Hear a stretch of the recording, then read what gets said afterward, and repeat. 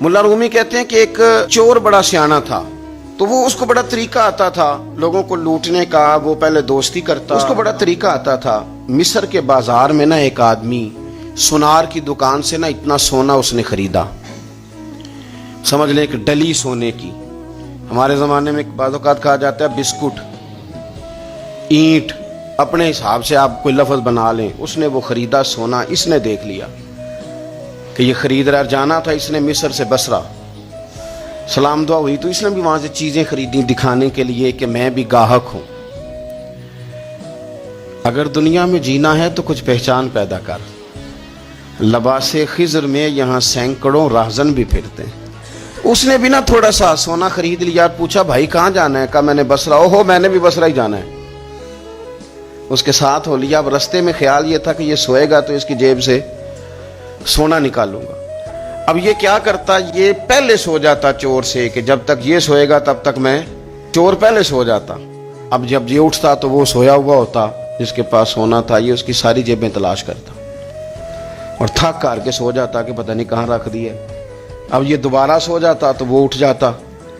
कई रातें उसने मेहनत की पर सोना कोई नहीं मिला। बसरा करीब आ गया तो ये भी पूरा थक गया। करीब आ गया, कहने लगा भाई सुन मेरी, मैं बसरे शसरे का नहीं, मैं मिस्र का रहने वाला हूं और हाल इतना खराब हो गया कि मैं तो पागल होने लगा हूं। सवेरे मैं तुझसे उठ के पूछता हूं सोना किधर है, तू जेब से निकाल के दिखा देता है और मैं भाई चोर हूं, साफ बात है। मैं तो मिस्र से चला था तुझे लूटने और तू कोई अजीब और अनोखा आदमी है। तेरी कोई अनोखी तर्ज है कि सारी रात मैं तेरी जेबें टटोलता रहता हूं लेकिन चीज मिलती कोई नहीं। और सवेरे मैं पूछता हूं तेरा सोना ठीक ठाक है तो तू निकाल के दिखा देता, मसला क्या है? तो वो बंदा बड़ा समझदार था, वो हंस पड़ा। सियाने बंदे इश्तियाल में नहीं आया करते, हाँ वो संजीदा रह के मामलात को देखते हैं। वो हंस पड़ा, कहने लगा तू बेवकूफ ही बड़ा है। वैसे तो बड़ा सियाना चोर बनता है पर तू बेवकूफ तरीन आदमी। मैं जब तू वहां से मुझे पूछ रहा था ना कि कहाँ जाना है, मैं उसी वक्त समझ गया था तू कुछ और है।